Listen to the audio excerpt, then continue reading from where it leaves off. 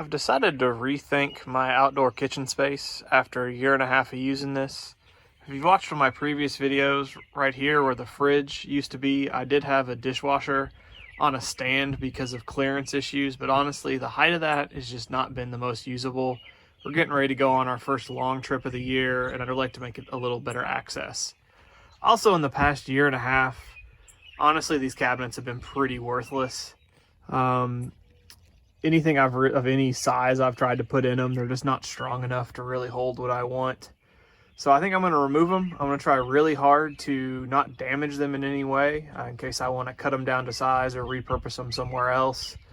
But my general thought is get my dishwasher onto a lower level here, potentially free up some nice real estate where I could add a TV on a mount to kind of pull it out.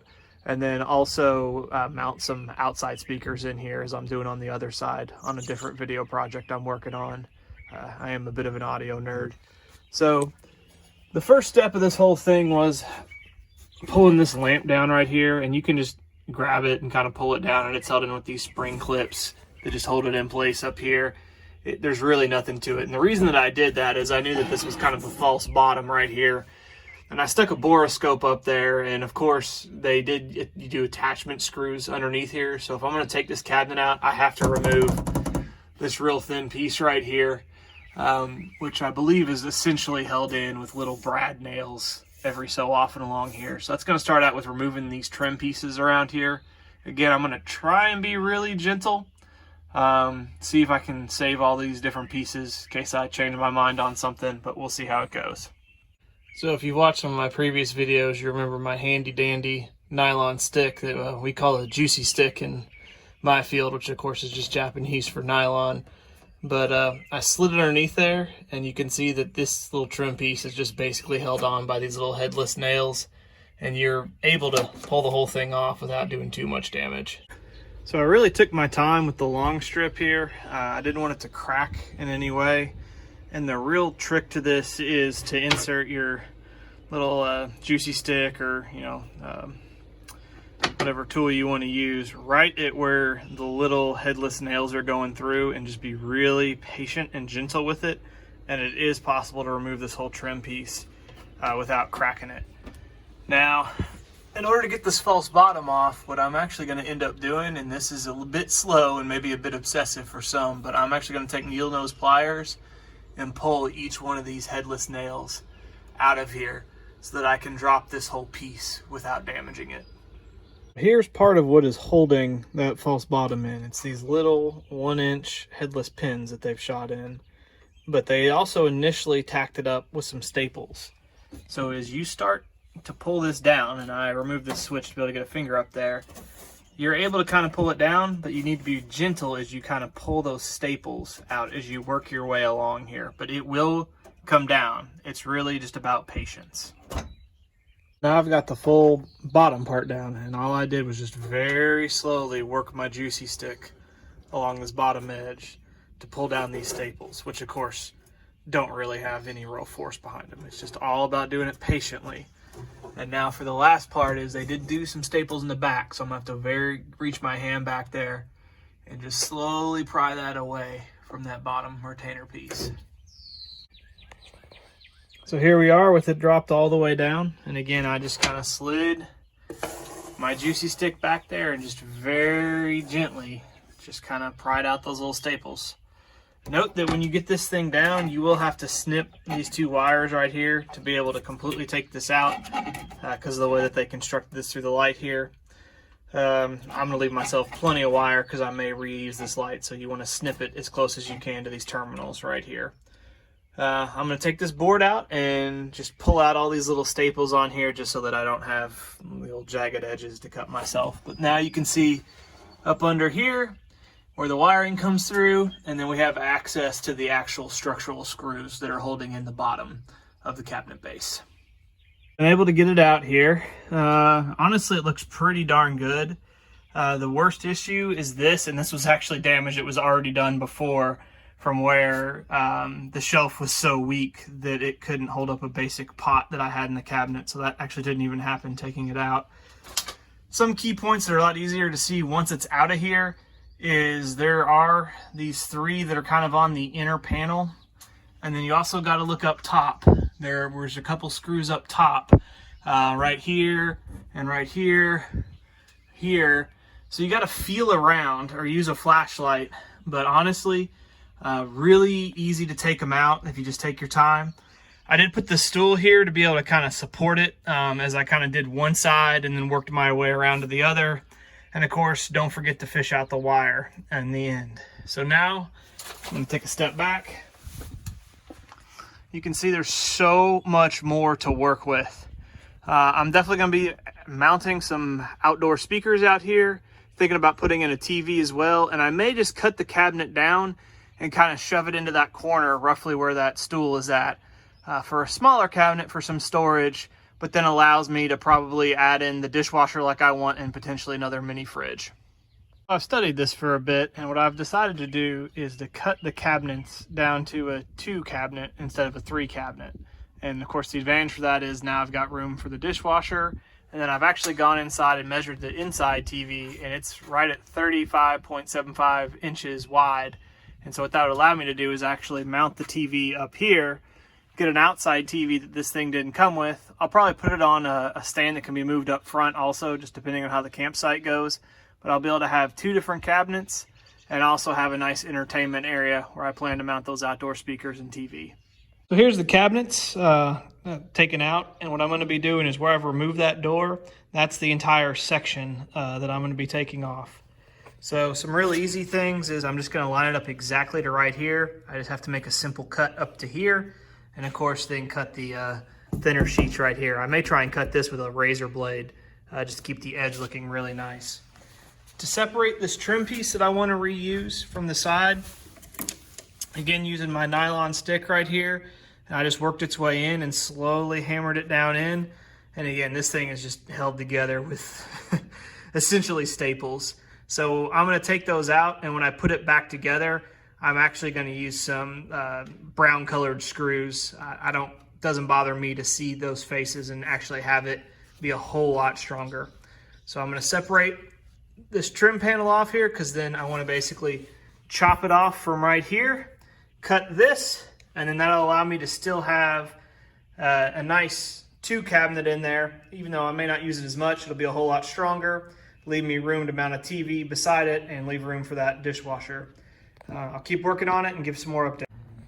So some of you may be wondering how I'm going to cut this. And so what I used was one of these simple oscillating saws right here. And then I just put a piece of scrap wood against here, clamped it in place, and then just ran a scribe line. And then this stuff, of course, just cuts through super easy right here. So really it's going to be 3 simple cuts onto these pieces of wood right here. This one is actually only held in with screws, but the second screw is hidden, and you'd have to completely remove this little support piece underneath here, so I'm just going to cut right through it. It'll cut through the metal, no problem. And then as for these thinner pieces right here, I think I'm going to get a piece of metal and actually just cut through it with a razor blade. Just scribe it, several times, and I think that as thin as this stuff is, I'll be able to cut through it with a razor blade, or at least have a really good scribe line to then go through it with my oscillating tool right here. So here's where I've skill cut through 3 different planks, the top one, the middle, and note that there was a screw in there, and that's why that's a little heated there. And then there's the bottom ones that I cut through. And you might say it looks a little ugly, but we got this beautiful trim piece we saved from the other side that will line right up, completely hide all of that, and then turn this into a nice, after I screw it all back together, 2 cabinet instead of a 3 cabinet. Here's an update on how I'm doing this. I brought the trim piece over here, added back in these inner squares right here, and I've just drilled holes and I'm screwing them in instead of using the like cheapo staples that were being used. And the idea is to give that a lot better reinforcement there. So I'm gonna do that up top, and then also down below in that one, and this thing will be ready to hang back up. So this might be one step too far in the OCD world for some people, and for others it'll be just right. But when you go to hang this back up, this trim piece is going to be up against that wall. And I really don't want to have to like notch it against there because it's so flimsy. So what I'm actually going to do is I've marked this in terms of the little square right there. And I'm actually just going to end up notching that out right on here with that same oscillating tool. so that when I butt this up there, it'll be completely flush against that trim piece. So I've cut out the cardboard up there to match the exact dimensions of the TV on the inside. My game plan is to take that TV from the inside that came with the camper, take it out here and put a little bigger and a little nicer TV on the inside. But you can see now with this cabinet cut down to 2, I got room for my dishwasher, got room for a nice TV, making this a nice entertainment area. I did add a 2x4 underneath here. I have not put on the final trim bottom piece and cut that down yet. I'm working on getting this 2x4 installed on here, and my reason for that is I'm going to mount these outside speakers, which I'll make a different video on for what I'm doing there. But I'm actually wiring this rear area and then also the front area with a little audio setup. And I realize that's probably a bit obsessive, but I do like a little better sound than comes with the camper. So like I said, I'll make a separate video on that. But I did put this 2x4 up underneath here, just some scrap wood that I had to give me something a lot stronger to mount to. And then my plan is to do the final finishing in and cut down that, add the light back in. I'll install the switch coming through the hole right there where that's at, and then this thing will be completely buttoned up, and I'll post one final video with it buttoned up. But again, there's the proof of concept of taking that little TV from the inside, getting it up there, still having some cabinet space. Almost looks like it was made that way, especially after you have the TV up there and the switch in place. I think it'll look really good. Adding this light back in has got some people worried, and I just want to show really how easy it is with the wire. So this is the original strand wire connection here that was connected through to here, and obviously I had to clip off the crimp to be able to get it through. And what I've done is I've just drilled a hole through this side to feed these wires back through, and in a second I'll go to the other side on the inside and show you what that looks like. And then my plan is to use these adapters that I've actually used before that I noticed Grand Design was using up in the front pin box, basically just to connect up the positives and the negatives real easy together, just after stripping the wires. I don't have to fool with the crimp. And of course we got plenty of space up in here where we're going to have that trim piece go onto it. And then this will also, for my future project where I'm going to be adding in speaker wire, it gives me a hole to go back through also with the speaker wire as I fish that up to the amp that I'm going to use in the front. So anyway, this is pretty easy. I'll go to the inside now so everybody can see what that looks like also. This is why I say this is actually pretty easy to sneak the wires through. So I'm in the back bedroom, and these are the dresser drawers. And you can pull these dresser drawers out really easily. There's just this little finger on here, and you just push it up or down depending on what side you're on and keep pulling on the drawer, and it slides right out.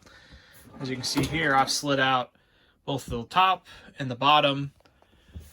And then here is my new hole that I drilled through and where I've already fished these wires through. Of course, I did that with the power cut. I've turned the power back on to be able to have light in here to show everybody what's going on. But you can see behind here, even when these drawers are fully butted up, you got plenty of clearance between this 2x4 right here. I'll probably add a little, tack holder right there to be able to keep those wires from moving around on me. And there's the original hole that I will convert into the switch hole when we're done. So very easy for me to sneak the speaker wire through here also for the other project that I'm going to be doing. And then you can actually go down below here, and a lot of people may not realize just how easy access this is to the outside. I mean, I would never recommend camping with your outdoor kitchen door open overnight, because you can see, for example, there's the outside right there that you can kind of see through the crack in those drawers. And then there, of course, is the sink with the hot and cold. The hot and cold drops right down through a hole down there and then runs underneath the chloroplast, underneath the camper. And that'll be the line that I follow with the speaker wire and the RCA cable for the TV to be able to wire all that up for another project that, again, I'll make a different video for. But just to give you an idea, pulling out these drawers gives you a ton of access that you can see what's going on with your wiring in here. And again, make it very easy to add that little light back into the project. Here it is, fully complete. I've taken the 40-inch TCL TV that shipped with the camper and brought it out here with the cabinets cut down to a 2 instead of a 3. So I have my dishwasher, a nice outside TV, and my speakers out here. And one thing I also did when mounting that TV was I ran it into the existing cable line, which is also the antenna. So you can see that got over-the-air antenna signal here too. Of course, my picture isn't so great. I don't have the active part of it on right now, but you can see that for my area, we can pick up the different channels right off of there too. And then it's wired into those outdoor speakers, which will be a different project that I'll end up posting out here. But yeah, made a very nice outdoor entertainment space. I post this not thinking that this will be exactly what someone does, but really more to say that you can make the outside space of your camper what you want it to be. Maybe you want a really large TV instead of this 40-inch out here, and you want to take all the cabinets out and put, you know, what it looks like could accommodate up to like a 65-inch TV. You know, you can do that, or maybe you have the idea of putting in like a clothes washer, dryer, all in one. I've seen that done also where that fridge used to be there, but this is what I wanted to work for me, what I've got piped into it. I would really hope to reuse the mount that shipped with it, but unfortunately it just it didn't have any tilt function, and I wanted to be able to slightly tilt this down given the height. So I just bought a $25 mount off of Amazon. I can post this in the notes, but I don't think anybody really cares about what TV mount it is, but very easy to use to be able to mount this TV right here. I can pull it in and out and tilt it, so depending on what campsite I'm at, you know, kind of angle it in the way I want. But like I say, it's nicely wired in, and when I want, I can hit it. Increasingly frustrated. Get that through the outside speaker system. So again, I'll have a separate video that I'll put up in a couple days about how I did the total outside speaker system upgrade. But leave me some feedback on this one. Let me know what you think. Any ideas y'all have. Appreciate you watching. Thanks.